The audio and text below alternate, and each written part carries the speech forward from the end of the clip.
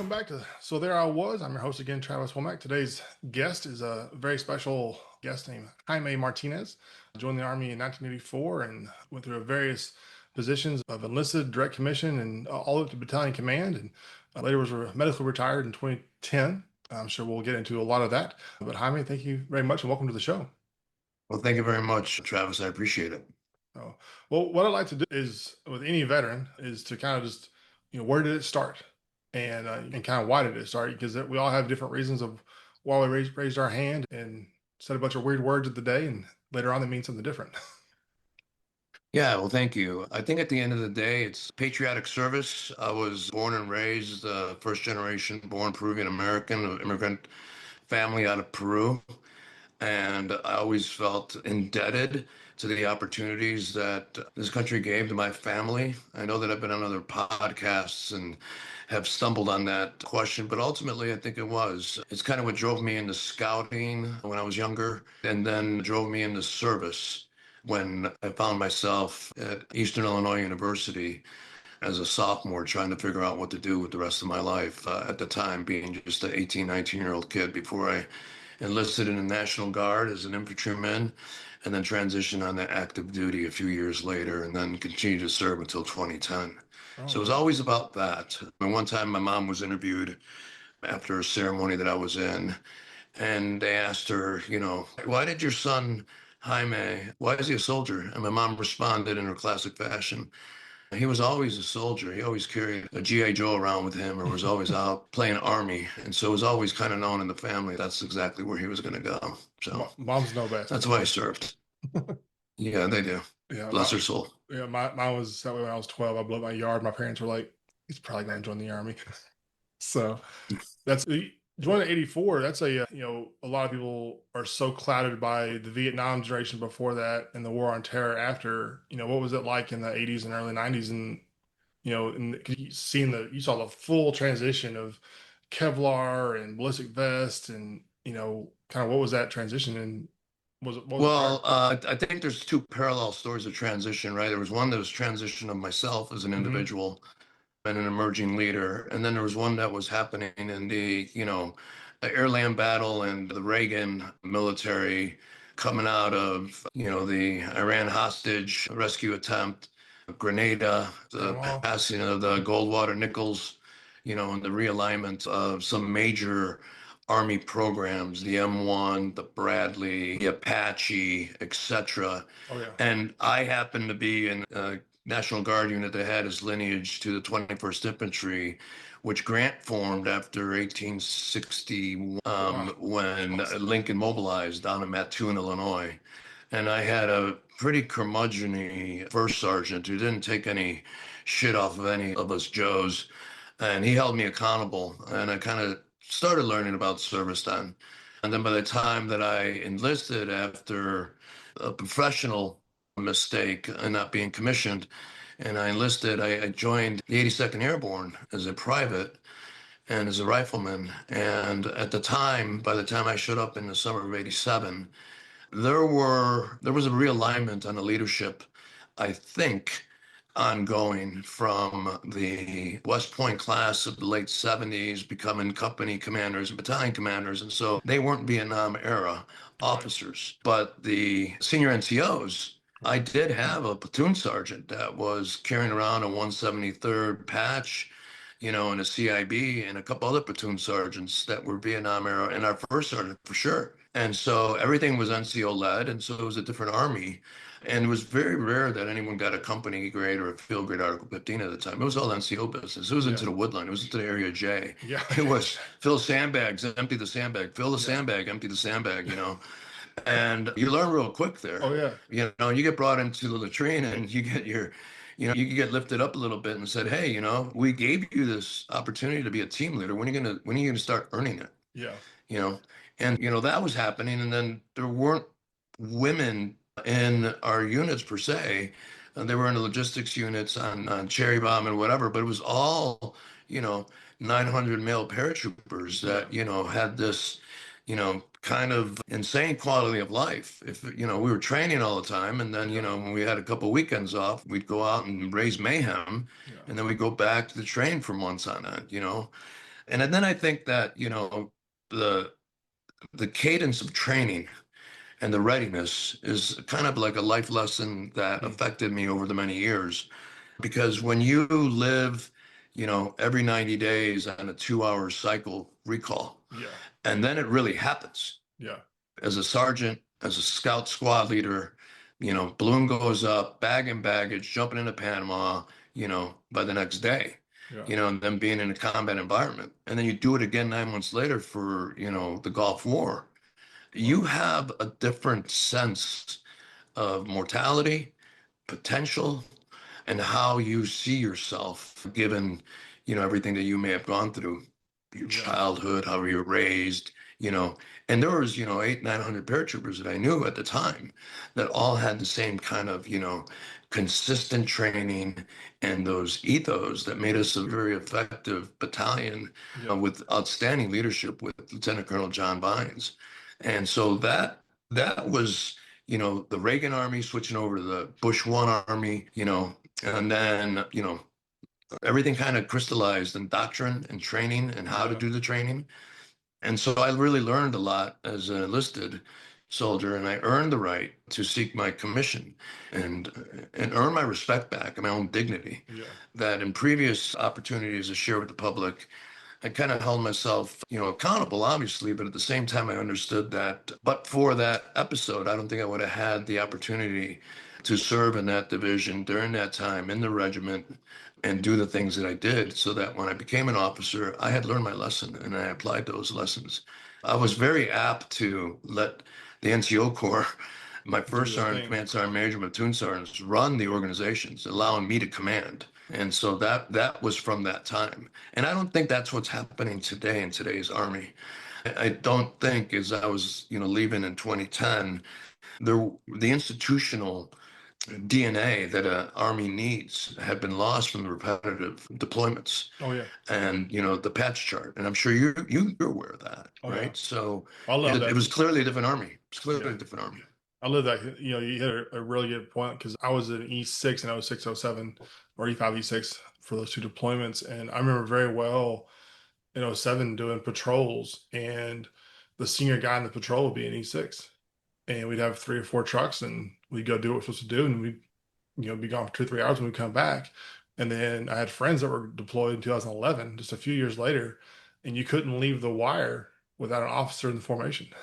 And I was like, whoa, we've shifted way too far over here. If officers have to be involved in every patrol, there's not enough of us, and it's, you're cutting off the hamstring of the organization if you don't let NCOs be NCOs. And I think it's a tough, the Army, I think, is paying for a little bit of that for various reasons today. No, you're right.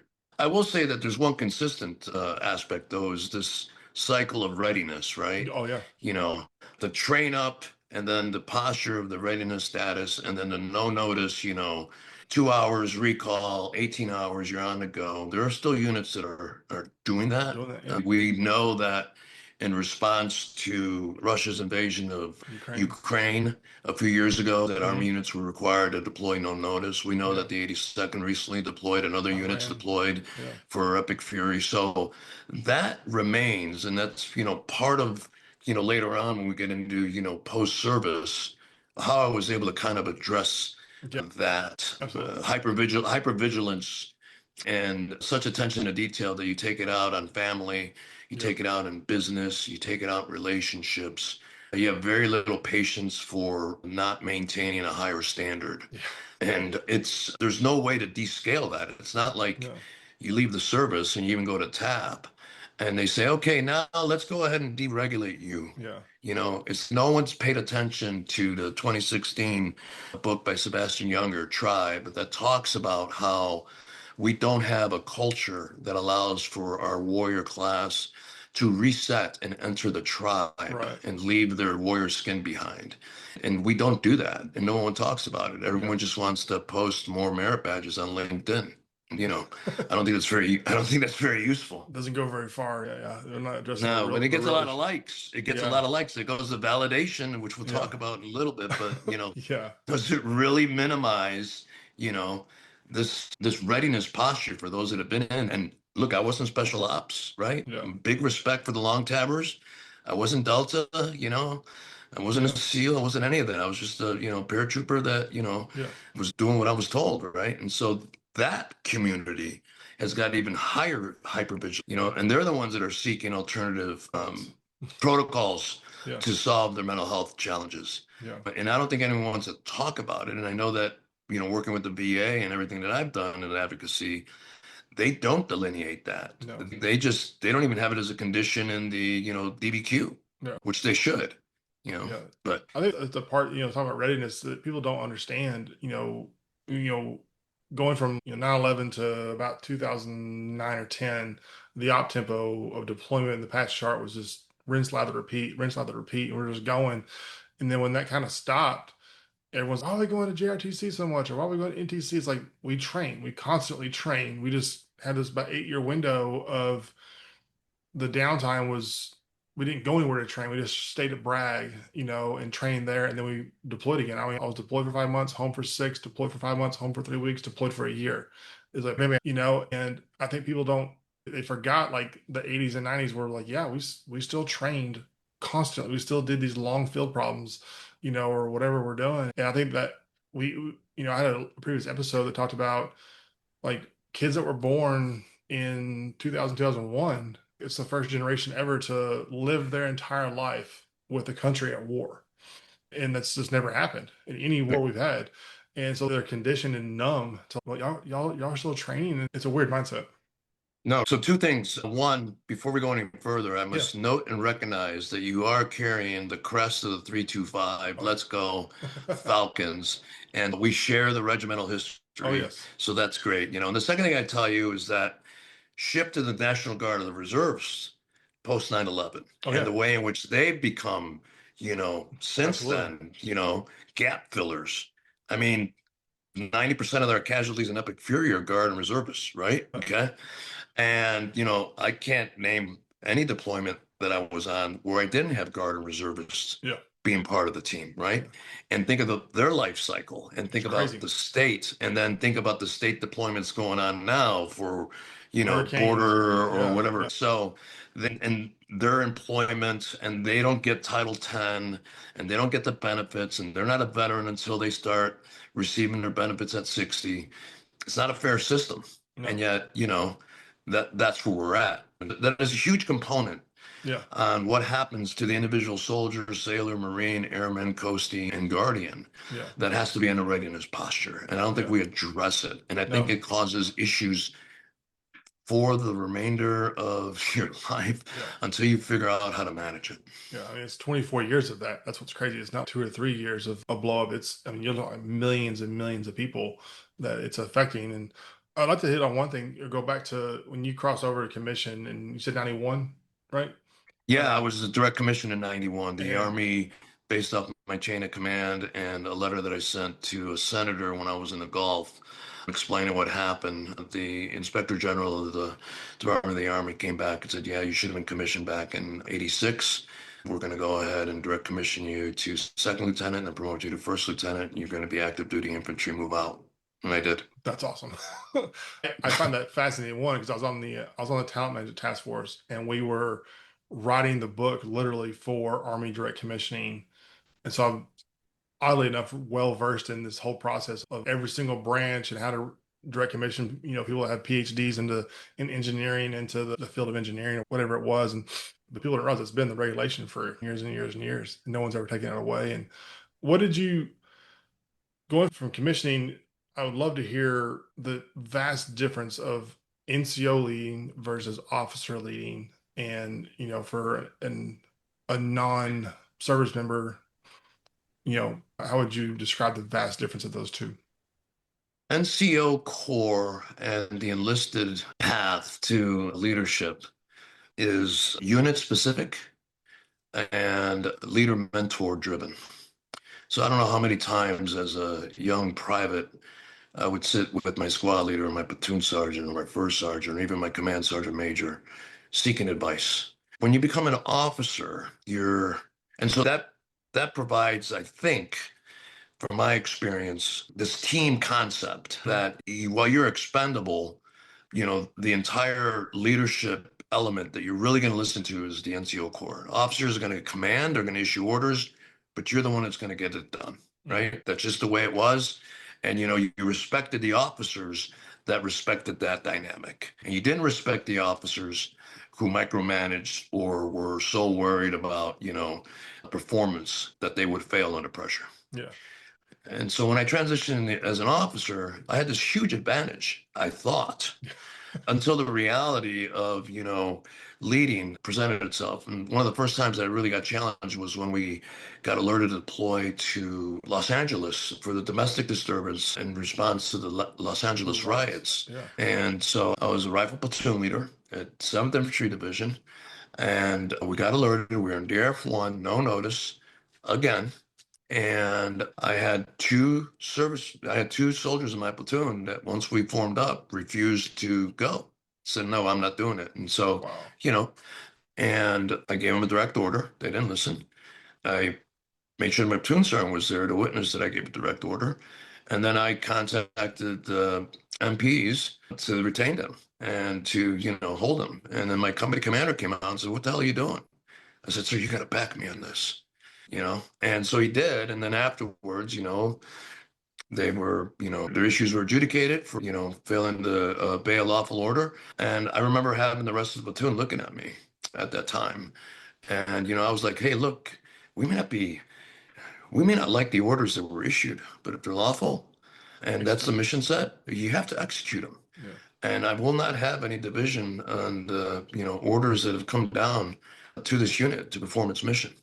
And, I learned that, up front. And then there was other times, of course, by the time I, was privileged to command a company, I ended up commanding 3 companies back to back. And That's exhausting. it was the most exciting time. It was a Bradley company, mechanized infantry. Okay. And I had been summoned into the S3 shop for so long, both in Germany and then at Hood, before I was finally given an opportunity to command, that I knew exactly what I wanted to do. Yeah. And I just basically, put on this deployment posture that they weren't used to, and, just transformed the unit into an extremely effective and lethal unit. And I threw away the playbook on Bradley qualification. And during table 12, I was driving the Bradleys onto the objective, dropping rams, having the Joes jump out of the back of the rams and go, and while the vehicle was over them, in the trench line firing, their 25. It was all about lethality and organizing violence. And then as a headquarters company commander for a Bradley battalion, that was 300 Malakas and hundreds of vehicles. And that's when I learned the real Army was really maintenance and logistics. And then, I basically did the same thing for them. We refitted every vehicle with the appropriate heavy weapon system. Everything was deployed as a tactical mission. Monday mornings was everything out to the field until we got it right, So that was great. And then I ended up, having an opportunity to command in the old guard. And that was a complete different transition, right? Absolutely. And there I focused on performance and quality of life. I put everyone on block leave during green time. I reduced the time hacks for preparation. I focused on the family because of the up tempo that was in that unit at the time, and the subject of high performance. Yeah. And also how week after week, 20 funerals a day on occasion, 4 full honors, and you're handing that flag to a widow or family member, and you're saying you're saying the lines, on behalf of a grateful nation. And you do that long enough and often enough, you become really frozen from grief. Yeah. You become an emotional statue per se. Yeah. I do. That's not very healthy. It came out later in my life later. It's not very healthy. What, being an old guard alum myself, I came from an artillery unit to the FSC and came into the old guard, the career course. And I had my own adjustment. I think everybody has their own adjustment because it's a very unique unit, but coming from high op tempo of combat readiness units and then transitioning to the old guard, what was that like for you because the mission completely changes and you get battalion commanders or regiment commanders or MVW commanders are like, we're going to train, go to the field all the time. But then they learn the op tempo of 20, 30 funerals a day. And you're like, we can't do that, so how was that for you? First of all, command is a privilege, and I was humbled that I was selected. And then I had on one weekend when I was a Joe in the 82nd, a bunch of us got in the back of a pickup truck and drove up to DC, and we stayed at Fort Myers at the BEQ. And we went out and partied at Georgetown, but in the morning, I found myself wandering over into Arlington for the first time ever and seeing the changing of the guard. And right there, I knew that while I may have been All-American, this was the old guard. And while I may have been the standard of readiness, this was the old guard of honor. And I was like, I wonder what that's going to be like. I wonder if that'll ever happen. And then suddenly I was commanding this particular organization.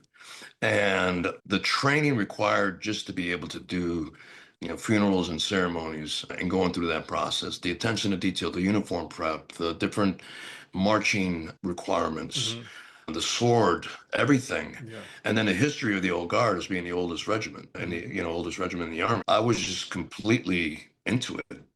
I really was. I just was like, wow, this is great. I remember my mother and father visiting and taking my father around and showing him. And, that was really humbling for me to, Yeah. to see the pride in his eyes and say, wow, we did, create the American dream for our children, right? And here we have this. So to me, it was a different aperture to look at. Yeah. And then I also challenged the chain of command a lot, which was kind of the Martinez way. And that was just basically because I guess I used to be a squad leader and I knew how Joe gets screwed, Yeah. and, I had no problem, pushing back against the chain. I didn't have a problem going to a quarterly training brief and briefing, untrained.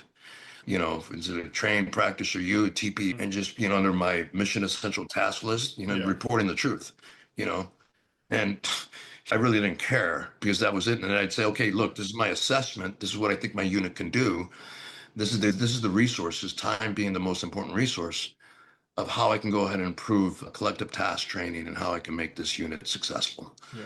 And hopefully that answers your question. No, that's a great, the same way, I was the E6 when I crossed over, and I know the exact emotion of like, I was Joe, I was that squad leader, and I know it's my responsibility to protect that Joe because no, he can speak up for himself, but it doesn't go very far. And that pull to protect their time is, as they call it, Mustang officers in a sense. I was OCS, we understand that I think a little bit more than others, and that's not here. Right. It's just I think our history is replete with examples of second chances.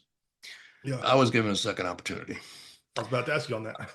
So but before I got that, yeah, second opportunity, right? And before, my chain of command said, "Hey, we're going to do anything we can to help this guy," yeah, you know, I wasn't a perfect Joe. I mean, I got in trouble. yeah, I screwed up. I made mistakes.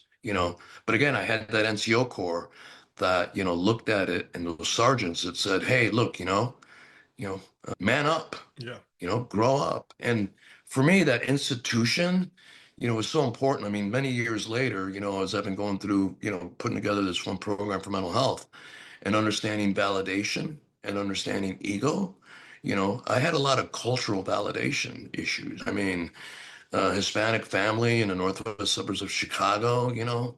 I changed my name to Jimmy Martinez growing up, so I could try to fit in. I got bullied a lot. yeah, The only thing that I had was speed and brains. yeah, So no one can outrun me, no one can outthink me, no one can outread me.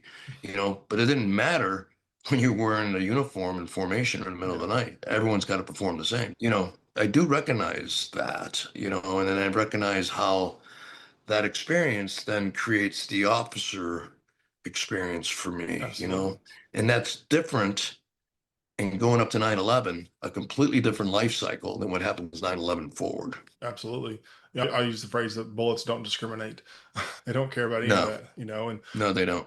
No. let's go to 2006, 2007. There's, you get selected for command, and there's two major things that are going on. One is the massive Army realignment of the BCT structure and all this new stuff, and then how that trickles over to the old guard and creating two battalions, which is a new thing. And then you get some pretty interesting news. I'll let you go from Yeah, there. no, yeah. By the time we got to, '07, '08, Big Army obviously has been challenged with ensuring that it can meet its cyclic demand in Afghanistan, in Iraq, and then everywhere else from the Sinai to, Syria.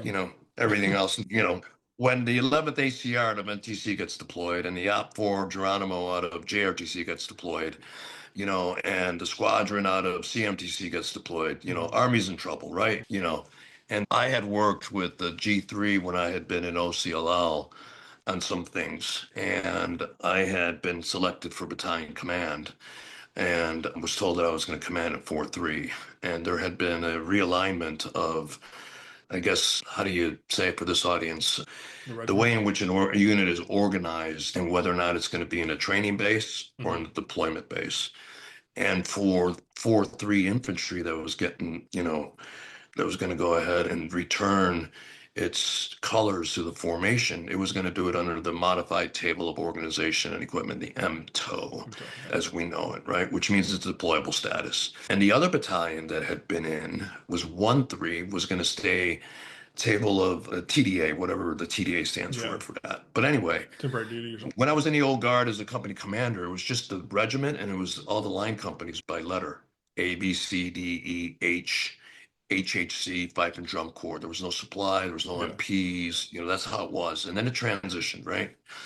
And I had for whatever reason, I just thought it was a good idea to earn a law degree at night or on the weekends while I was on active duty as an infantry officer.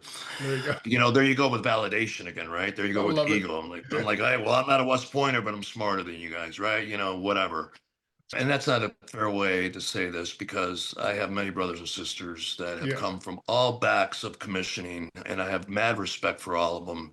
And I love all my friends that I've served with. Well, we love to make fun of each other. But we all make fun of each other, right? And there was a time when as a major, for consideration to be promoted, it would be really good if you had an advanced degree. So I chose to seek a master's in policy known as law and economics from the George Mason School of Law. And while I was going and doing that, they asked if I would consider transitioning into the Juris Doctorate program and earn a law degree. That's awesome. And I had no intent of ever practicing. I just wanted to understand international law, the law of warfare, contract, environmental, just, don't ask me about torts. Don't ask me about civil procedure. Don't ask me about anything. Family. At the time, yeah. And national security law, too. I ended up, really focused on that. But big family gathering. I go to graduate in the spring of 2008, and I go to receive my diploma, and I realize I have a big golf ball sized lump on the side of my neck. And I kind of realize, okay, this is going to be a different outcome than I thought, Yeah. And, after, sharing with the family what I was going through the next day, Walter Reed, they came back and identified that I was fighting two very aggressive cancers, head and neck cancer and a thyroid cancer. And I had an opportunity to run into my old mentor, retired Lieutenant General Vines. He told me that, I wasn't commissioned to, hang up the fight, and I also went to go speak to the vice and the chief. And they said that, you need to fight through this and you need to take command. Otherwise, you're going to wither away. And I think that was good advice at the time. So I, continued to, have surgery, radiation and chemo, and then take command. And I took command on my birthday. I refused a ceremony. There you go, taking care of Joe again. And mainly because I didn't think I'd be able to stand up, to be quite honest. And in the morning, I had gone to Walter Reed for a chemo treatment. Wow. And I signed for the command. And then I asked the sergeant major to gather everyone in Conmy Hall. So we went to Conmy Hall, and everyone was in the bleachers. And I asked them to come down. I always like to have the troops around me, eye to eye. And I just said, hey, look, my name is Martinez. I'm a soldier. I have cancer. I won't die on you. The next day in the morning, two Joes from the medical platoon showed up outside of my door with a box of IVs. They carved a port in me.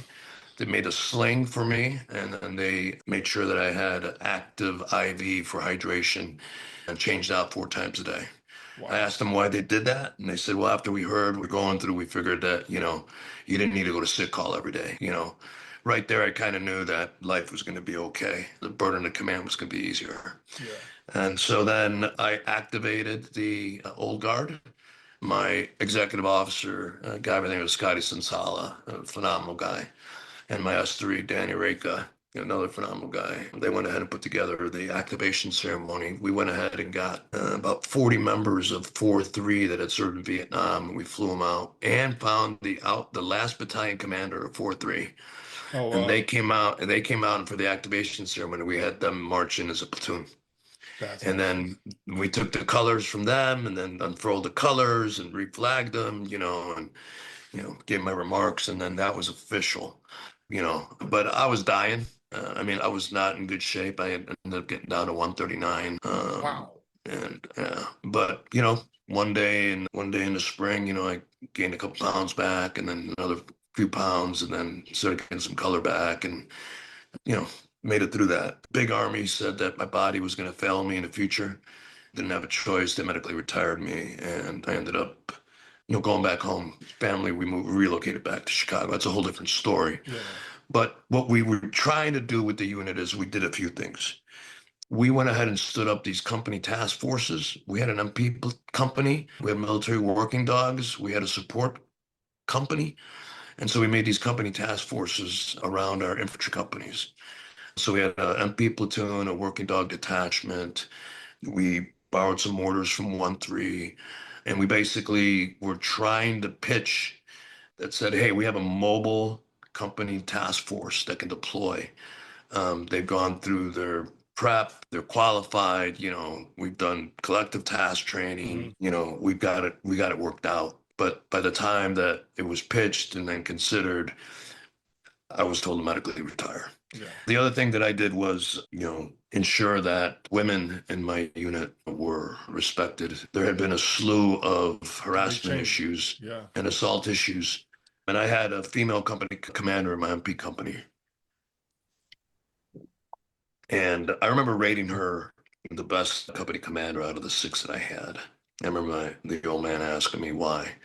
I said, It's the truth. she's the best based off these Yeah. metrics, and I remember how challenging that was, all these hand twisting going on, over that. But so I empowered that because I thought it was important, and I knew the value that the organization had writ large to the rest of the battalion.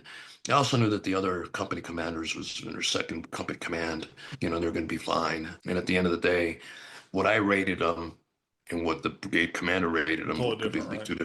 two different Correct. things, right? Yeah. But I needed to, kind of Shoot ensure straight. that within the, 4-3 warriors, that was understood, Yeah. and then I had a slew of discipline issues. And before we transition to the next set of questions, one thing that I experienced was the concept of paragons of virtue. And a paragon of virtue is a concept that organizations can sometimes have where it's so important that the reputation of the unit not be besmirched by bad behavior and bad apples, Yep. that they cover up, they bury it, they don't hold no one accountable, or they go, hey, Sergeant Major, take this guy and send him to another battalion, and then Hmm. you receive their battalion's bad egg, That's right? the problem. And so what a paragon of virtue concept does, it ends up, strangling the voice of leadership. It stifles initiative. It creates micromanagement.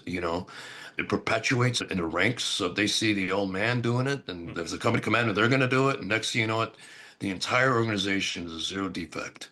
Yeah. And I had some significant discipline issues because, well, when you're riding a horse, from sun up on Monday until sundown on Saturday, and they got an hour commute in traffic, and they got to be there at 4 in the morning to rehearse and prep their uniform. Yeah. And it goes on and on, cycle after cycle, and it becomes zombies in the cemetery handing flags off to aggrieved people, and they don't know how to be emotive The anymore. peak of the war. They're going to and or the previous units they were in, like my lieutenants that showed up, had all done some hard tours in Iraq and Afghanistan, and they had some challenges too. And I was trying to hold them accountable, and a lot of times some of those decisions were taken away from me, Yeah. and I pushed back against that. And I argued that, hey, you can't, everyone knows that when you're the 2 million soldier, that for the shift that Sentinel is on, that he or she's going to perform the standard. What people don't know is the preparation time for Behind it. that, Yeah. and they're human just as much as anybody else is, right? And if that, firing party, doesn't have its, salute of rounds at the It's same time, and they get criticized over it. Or if someone falls out in 90-degree humidity in Summerall Field and they face plant. or the You don't send cemetery. them to Korea. Yeah, Yeah, you don't send him to Korea because that happened. You make sure he's okay and he's not embarrassed and he's, hey, you're gonna be all right. Sorry about that, so do it again. rifle. Yeah, just do it again, right? So it's something that you end up seeing too in the corporate world, right? Yeah, And in government. And it's unfortunate and it needs to, be addressed. yeah, And you need to empower your leaders' initiative. You need to empower the ethos of, a chain of command that's willing to, hold people accountable. And then you have to go ahead and understand that, even soldiers of perfection are human and mistakes are going to be made. yeah. I'm glad to hear you say that because I think a lot of people, it's not, it's never, Joe is Joe, and there's, you know, the military in general is a reflection of society by rank, by race, by whatever states and stuff, and you get society has plenty of people that are motivated and can do the right thing. There's plenty of people that can do the wrong thing, and it doesn't matter if they're in uniform or out. And that's the challenge that you mentioned, the burden of command of making some of those hard decisions and stuff. I really appreciate you mentioned that. But I'd like to And definitely one spend. last thing, though, Go ahead. one last thing on that, it's not like anyone's shooting at you. Oh no, yeah, I mean, it's different when you're downrange, it's totally different. right? It's totally different. And even then, mistakes are going to be made, Yeah, you know. But, that was what I was trying to say. No one's shooting at us right now, okay? You know, there's no V-bed or IEDs going off right yeah. now. Ain't no rocket fire. Chill. Yeah, it's Yeah. the mission, whatever the mission is, the mission, and being prepared to do that and focus. And it's always a challenge of any commander or any organization. Doesn't matter if it's corporate America or the military. It's a challenge to keep people focused on what is really the mission of what we're doing. But you getting chaptered out or medically retired. Sorry, that's the wrong word there. Apologize. Is a big difference. Big difference. Oh, that slipped. Is in after what 30. The It was 31 years? 26 years. I can't do math in public, sorry. Even though I was a math major in college. But is you take that entire career and you've got three very unique decades. I mean, super unique decades of service that it's overlapping and enlisted and officer and command, all these things, and then you get cancer and you're out and it just stops. I mean, it's talk about that because I know for anybody that just ETSs on a regular day and gets out of the army, or voluntary gets out as an officer or retires, it's that first day is like, what do I do? At least your thoughts. Two things, I mean, for whatever reason, the big army sent me into the Pentagon after command of the Delta Company, and then being an intern program. But I was a junior military assistant to the SecDep and deputy SecDep, and General Mattis was my boss. And then after that first year, you're supposed to go to work on the Army staff, and Rumsfeld and Wolfowitz came in. And Wolfowitz sent me over to work for Dick Cheney as a staff secretary for national security affairs. Because in the grand scheme of things, somehow the Army gave me this high-end security clearance, even after all of these missteps when I was younger, right? I'm like, okay, and so then, I end up being there, and then 9/11 happens, and I'm there with 9/11, the White House on 9/11, and it's all guns blazing post that, and eventually I escape and I go to Iraq, as brigade chops for the 4th Infantry Division. And then, I come back and then go to the 82nd and a battalion XO, brigade XO, back to back to back deployments, you know, and then I show up and the big army wants me to go and work on a hill as a legislative liaison. And so I work for Senator Clinton and the Senate Armed Services Committee. So Oh, I do wow. that, right? So on one side, I'm doing Cheney, and the other side, I'm doing Clinton, and so I get to see the perspective of policy. And so the Yeah. whole triad of Pentagon, White House, and Congress, I'm inside of this space, right? Yeah. I'm commanding a battalion. I'm beating cancer. I have this beautiful family. When Big Army says, take care. Yeah.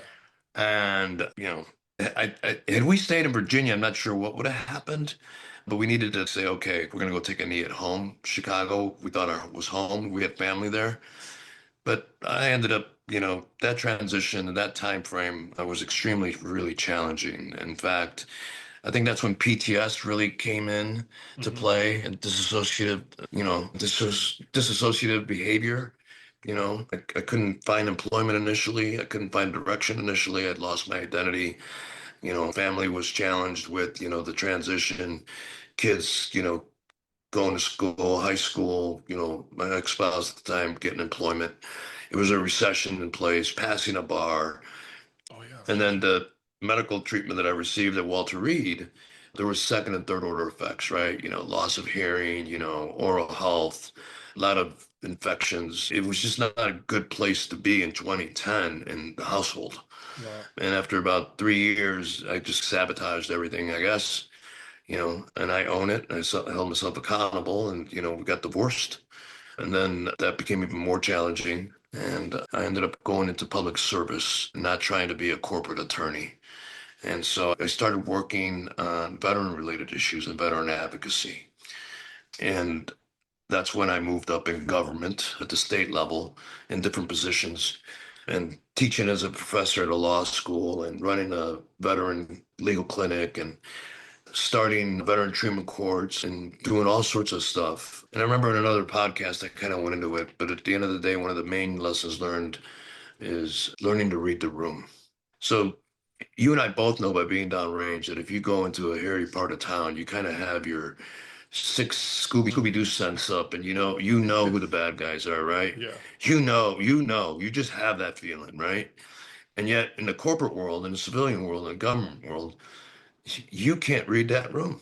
Yeah. I don't know how many times I was breaking China trying to solve a problem for a World War II veteran and pissing off the entire veteran advocacy community, because it had to be my way and it had to be the right way. Well, my way and the right way was making sure the, World War II veteran wasn't living on a Chicago CTA train trying to qualify for a homeless shelter, right? Yeah. I mean, I think you and I both understand this is a bunch of bullshit. That's wrong. Yeah. But I couldn't get the boardroom and I couldn't get the veteran advocacy groups, to understand why that was a priority to me. The state of Illinois couldn't understand why I felt that it was important for me to no notice hire this one female veteran that went through military sexual trauma, make her the director for my veteran female veteran women's group, and open up this program. And they didn't understand why it was important for me to find a World War II veteran to help run programs for elderly veterans, and why it was important to help resource through the Chicago Lighthouse for the Blind, visually impaired veterans to run our call center for veterans that are calling in. So there was all these times that I didn't read the room, that I felt that the mission was more important, right? And while that makes sense to us, maybe, and those people in the audience, it doesn't necessarily apply. And it goes back to hypervigilance. It goes back to identity. It goes back to ego. And I realized that, things weren't working out for me. And I had missed some other opportunities to serve at higher levels. And so I had to leave the Illinois area and I moved to New England, and then COVID happened, right? So during that time frame, that 7 to 9 time frame, single dad, making sure the kids get through college, good relationships with, their mother, reintegrating with my siblings, all that kind of stuff. But I felt that I had lacked identity, and I felt that I was not answering that question, what do you do with the gift of life?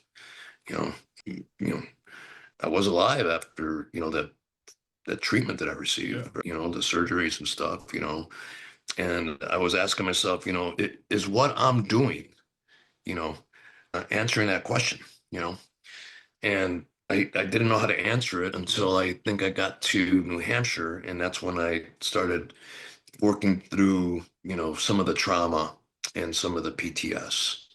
And then COVID hit, and then my mother passed. And so the lesson of grief that I spoke about when I was in the old guard and handing flags to widows and families and repeating, words of an automaton without emotion. You know, I didn't I didn't know how to be emotive. I didn't know how to communicate. I was an avoidant. I was not, my true self. And I knew that I needed to kind of adjust. And so what COVID taught me and the loss of my mother taught me and the advocacy space that I was in. And by this time, I was an environmental attorney. I was doing Mhm. all sorts of other stuff. I was farming and helping the community with food insecure problems and taking care of a herd of alpacas nearby, connecting to my cultural roots from Peru, and that's when I started thinking about, this program called Stoic Alpacas and Stoic Journeys, where I would create some kind of a farm cooperative and bring veterans there to heal and to work in agrarian space with animal husbandry, and then eventually bring them into Peru to work in the Sacred Valley. So I was trying to work through all that. Wow. And then I moved to Denver for a business opportunity. And it was during the time that I was here initially in the spring of 23, that I started getting some cyclic repeats of some infections, some body infections that were pretty debilitating. And by the time, October, November rolled around, again on my birthday, I got diagnosed with a third cancer. Golly. And that's when I realized that, I still had a lot of work to do. In fact, it got really bad during the holidays, ideations, and I reported to the VA. I started trying to understand, trauma, trying to understand grief, trying to understand mental health. And that's when, I said, hey, I'm going to have to answer that question again. What do you do with the gift of life if you get through Yeah. this third time, right? 6 deployments, 3 cancers, you're gonna get 9 lives. There ain't a cat with a 10 lives. So, dude, Exactly. you gotta figure this shit out, You're right? literally at 9. Yeah, yeah, yeah. And I had employment challenges because I wasn't reading the room, and that's okay, you know, because at the end of the day, the number one thing was that I was a kick-ass dad, Yeah. you know, very close to my children, and kick-ass brother to my siblings. So that's what matters, I think, at the end of the day. I'm a great friend to my friends, I just had to answer that question. And so what I ended up doing was kind of then verbalizing to myself, what is it that you've been through? You know, well, it's not so much therapy, and it's not so much, promoting positive thinking. It's not so much, like symptom management. It's, develop a map, a compass, discipline, language, where is this, where can you, provide some kind of functional outcome, You can't displace trauma.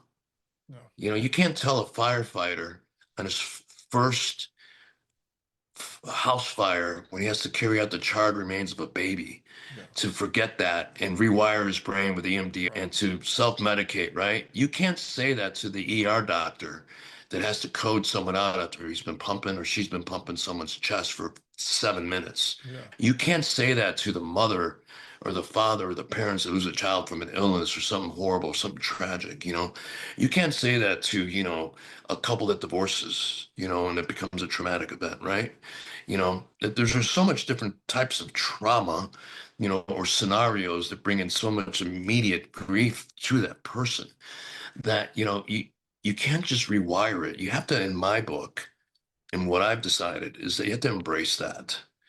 You have to swim inside that. You can't have silos. You have to merge it together into a Venn diagram. Yeah. And so this concept of trauma self or growth self is kind of like an opportunity to stabilize yourself, reject isolation. Because a lot of us will go ahead and become avoidance and don't want to Oh yeah. communicate and just isolate ourselves, right? You know, you have to learn how to regulate yourself. We just shared in our military experience that when I was a private, I learned that in 2 hours the balloon could go up. And guess what? It finally did. And guess Yeah. what? People got hurt. And guess what? There was violence. And guess what? We did it again. Yeah. And I did it again. I did it all my professional military career. And as a result, we didn't regulate that, right? We lived for that excitement. Someone said, what was the most exciting time you ever had in your life? I said, I think exiting that aircraft over Panama, 1989, because it was just so surreal that it was happening. Yeah. And then the immense responsibility that I had on the ground and what I had to do with the few troops that I had, and all the pew pew that was going on, right? I mean, it was just, this thing, and they're like, well, what about next? Well, I guess when I was patrolling in Iraq looking for scuds or trying to confirm the MSR for the invasion, I guess that was hairy. And then I kept going back to all these hairy times, right? And then I would forget that the most important part of life was, probably my marriage, the birth of my son and my child, my mother, my father, my siblings, the loss of my father, the loss of my mother, right? You know, when you operate like a professional athlete does, Mhm. you know, they too, and Right. or other Struggle. professionals that we know, firefighters, first responders, police Mhm. officers, teachers, doctors, It government doesn't turn officials, off. it doesn't turn off, right? Yeah. And so I thought, how do I do this? How do I enhance the seasons of life? How do I, integrate function again into my life? How do I embrace this trauma? And so I decided that a way to work through this and something that, I'll be releasing shortly and I've been working on for a couple of years is really, the concept of, imagine a queen bee in a hive.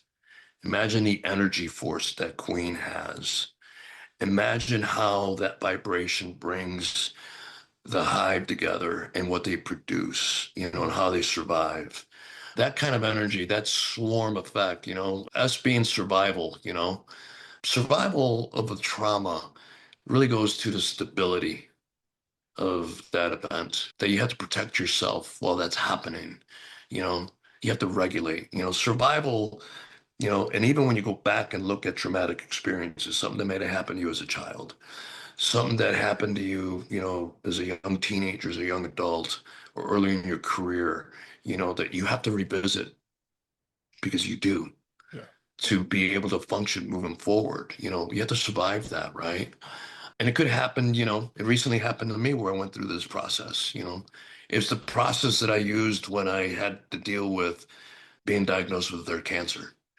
On finding out right before a board meeting where I was going to get reassigned a different title and 40% of my pay was going to be reduced. And I was in a long-term relationship, and then I go to visit this individual 3 days Mhm. later, and then I'm put in a friend zone, and that relationship ends. Life will come at you. Sorry, Life I'm will gonna come laugh. at Friend you. zone's funny. No, I mean, it's okay, I Yeah. mean, so trauma is trauma. It'll happen. Yeah. And I hold myself accountable for everything on that, right? But at the end of the day, it could come at you and you don't know. And so you had to survive. Yeah. So that's what I had to do. I had to survive. The other thing then, while I was getting treatment and while I was thinking through was, I had to witness, that's the W, I had to witness everything. I had to have, I had to understand what these traumatic scenarios and situations and events were going on that previously happened in my life. Did I come out of it as a victim? Did I blame other people? Did I, forget that I was part of the trauma? I mean, the fact that I want to say, hey, look, losing your commission was a traumatic event because you lost your identity. You didn't tell your parents for 3 or 4 years, and you had to become a private instead of becoming a lieutenant. Oh, God damn it, Jaime, you're the one who drove that vehicle. Yeah. You know, you're the one that caused that situation. And what have you learned from that? Right. Okay. I understand that, so you have to witness it, and then the A is for accountability. You know, you have to hold yourself accountable for all these things, right? How did you react? How should you have reacted? Did you have a different tone and tenor? Did you not engage and communicate? Were you dishonest? Were you over honest? Did you share too much? All these kinds of things that happen when you survive a trauma, when you decide to go ahead and observe it and witness it, you have to hold accountable. But then you also have to hold accountable in your own mind and potentially to that individual, those people that were part of that event that caused things, right? It could be a letter to, a sibling. It could be a letter to a dead parent. It could be any way that you want to hold someone accountable, but you have to kind of say, hey, look, I'm setting a boundary here, and it's important. And then the other thing is you have to remove the toxic kind of component to it, where you're self-medicating, you Right. know, were you in a relationship that wasn't working out? Are you in a position at work that you're not suited for, or a career Right. field that's not going well for you, right? That's the accountability part. And I think what that then ends up doing is, it restores agency. And agency Mhm. is so important, right? And it returns dignity to you as an individual. And it allows you then to go into regeneration, right? The R and swarms, right? And when you regenerate, that's when your self-esteem comes back. That's when your creativity comes Mhm. back, and I think that's important. And then the final one is the M with the lower S, right? The mandate to serve. And, the story we always hear about, always put the oxygen mask on first before Yeah. you put it on the kid and then Yeah. a crashing airplane, like Yeah. that's going to really help. But anyway, right? It's kind of stuff, right? So for the first time in my life, this last few years, I've been serving myself first. I've been focused on Jaime Yeah. instead of being a people pleaser, being say yes, instead of, doing everything for everybody else, I've been finally taking care of myself for a change, setting boundaries, and then figuring out, what is it that I want to do with this, opportunity that life has given me, And for me, it's to promote, mental health support for veterans. I spend time with elderly veterans at vet centers and do meditation with them and go to breakfast with them. I advocate, for them. I got off the couch. I went back into public service. I'm in a fellowship, helping a Oh, member awesome. of Congress, when that ends, I have no idea, but I know that I'm going to continue to, help. I'm trying to, connect with some mentors and some friends that have started their own businesses and consulting. I want to be able to offer up, how is it that you build an organization under resilience, Yeah. when you're fighting cancer, how do you manage, repeated setbacks and do it with, a positive attitude and being grateful, and I find myself young and healthy still, and that's how I want to kind of continue life and share that. I'm a Yeah. proud father, and I'm a proud brother, and I'm a proud community member. So all that was a result of being diagnosed, Yeah. in late October of 23, when I realized, hey, you got to answer this question finally. I was born with a disease called Hirschsprung's, and I had a bowel resection at 5 days old. Gave me malnourished and underdevelopment for a bunch of years. Yeah. Um, my parents, they didn't know any better. They were immigrants that didn't speak English. They did, baptism last rites. They had a high infant mortality rate in Peru, you know. And then, I went home, Yeah. and, they nursed me with, Peruvian food and humor and music and love, Good and medicine, man. yeah, it's all good medicine, right? But I've been answering this question all my life. Yeah. I just finally, looked in the mirror and said, all right, you got to hold yourself accountable, kid, I you think know. right there, And that phrase right there speaks is I think where a lot of veterans, talk about advocacy and getting to that point is I don't know. My brain's in overdrive. Sorry, but I see I've struggled with this myself. I retired in 23, and there's an immediate. I don't want to go run anymore. I don't want to work out. I did all that for so long, or I don't want to shave, or because there's a little bit of rebellion in all of us, and kind of damn the man in a sense, right? yeah, And so we fall into that pit. It's really easy to fall in that immediate transition pit of I'm not doing anything that has to do anything with that, or even however you got out, if it was good, bad, or indifferent, we still have that kind of yeah, I'm done. And then we go look for other things, and you can go to the corporate world, or you can go to the alcohol world, or you can do both, and we get lost. And I think the number one thing I've seen is people come back to those ethos that you've mentioned already several times of, well, things were good whenever we worked out every day a little bit. Things were good when we, just did basic maintenance. I'm not crazy homeless beard here. I get beard cuts, but we do the routines that we don't sleep till 11. We get up and get going, those little things. And then that question you just said though, like you have to look in the mirror and hold yourself accountable, and if you can't admit those two things, find the good, then it's just a train wreck. so two things. You said the word loss, and I'll get to that in a second. Yeah. But one of the things that has been kind of humbling is restoring my faith in the history of human development in the sense of respecting that things that you and I have experienced, there are other men and women that have for centuries and eons, right? Hmm. And so I took a sabbatical. I traveled with a girlfriend at the time for 4 months, Italy, Greece, Switzerland, and France. And I was following the steps of Odysseus in the Odyssey, Stoics. Spent a lot of time in Greece, did a lot of climbing and hiking in the Swiss, French, and Italian Alps. Hit two blue zones. I hung out in Sardinia at a blue zone and Ikaria, in the eastern side of Greece. I went to Samos, where Pythagoras is from. I spent time at Rhodes, I went all over Athens, and then I decided, hey, you know what? Since I'm in the Tuscany region, I should, reconnect with Dante Alighieri, the Divine Comedy. And I had been sent a clip of an 8-minute clip, a YouTube clip of an American poet by the name of David White. I don't know if you've heard of him. And afterwards we'll connect on this. But, in this clip from the early 1900s, when he was advising corporations on the conversational reality of life and how the power of words. He shared, obviously Dante's opening line, in Mhm. the middle of the road of my life, I woke in a dark wood, truly and wholly lost, right? And then he shared David Wagner's poem Lost. And David Wagner was a poet from the 60s and 70s, based out of Oregon. And his poetry was based off of the Northwest Indians and the life in those dense forests. In the clip, David goes ahead and quotes to this poem. I'm going to read it real quick because it, Yeah, it, please do. it kind of resonates real quick. It's called Lost. Stand still. The trees ahead and bushes beside you are not lost. Wherever you are is called here, and you must treat it as a powerful stranger, must ask permission to know it and be known. The forest breathes, listen, it answers. I have made this place around you. If you leave it, you may come back again, saying, here.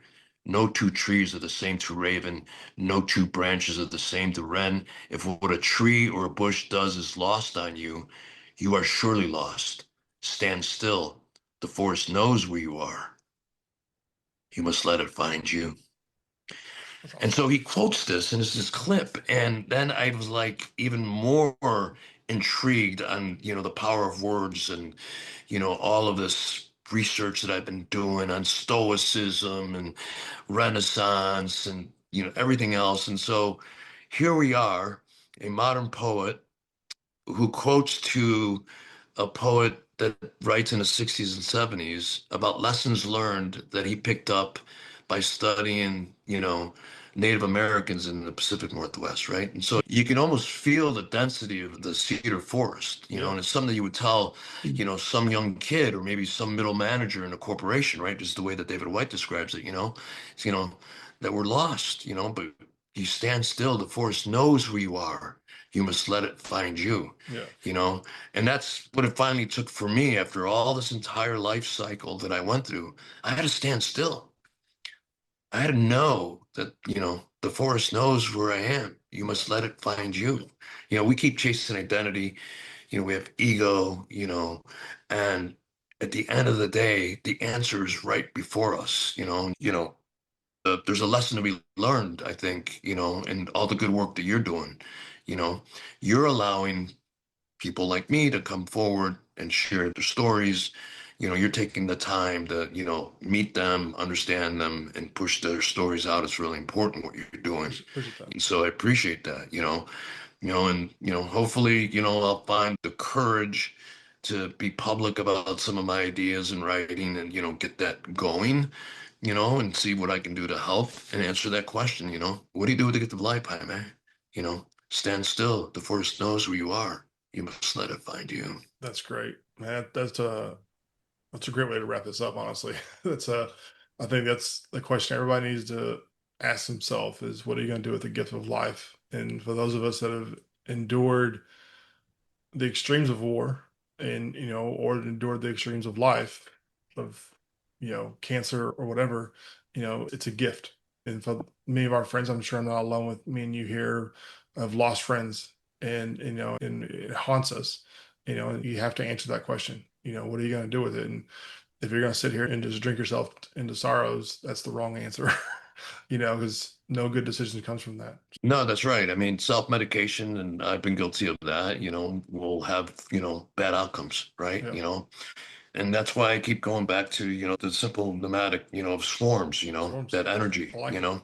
survival, witness, accountability, regeneration, and mandate to serve, I like it it. allows for someone to, to stand still in its own, in your own way and, answer those questions and bring everything into a Venn diagram. You don't have to go to the VA and do EMDR and learn to hide from your trauma.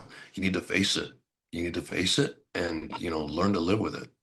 Of course, there's some extreme issues and Of course. cases. Yeah. It's not for everybody, but it does connect to the core issue of, have you done the hard work? And if you've done the hard work, then move on and go for it. Yeah. Well, man, I really appreciate the time, Jaime, not Jamie. And sorry, the first time I ever called you Jamie. I'm sure it's not the first time it's ever happened in your life, but Oh, thank, well, there's been quite a few fisticuffs growing up, about Jamie, yeah, versus Jaime. And I've that's actually been called Yemen in a there you go. Starbucks, when they're like, "Hey, Yemen." And I'm like, "God damn it, Jim, I am not a terrorist, right?" I love it. So, my brother Juan is the same way, Oh my yeah, sister Marita and Carolina, I have so many cousins. I mean, that's the way it is, But I tell you, if ICE ever pulls me over, hey, I'm Jim Martinez. there, I don't know. You got the wrong felon, I dude. love it. Let's not even go there. Let's not even go there. Gotta have humor with it. Well, on that note, we'll wrap it up. But if you're listening and this resonates with you, by all means, please get a hold of me and we can have a conversation before you make a bad decision. And I'm sure Jaime would offer the same in his services. We're all in this fight together of trauma in life and answering the question of, what are you gonna do with the gift of life? If you haven't subscribed, by all means, please do. Otherwise, we'll see you on the next show. And thanks for listening. Thank you very much.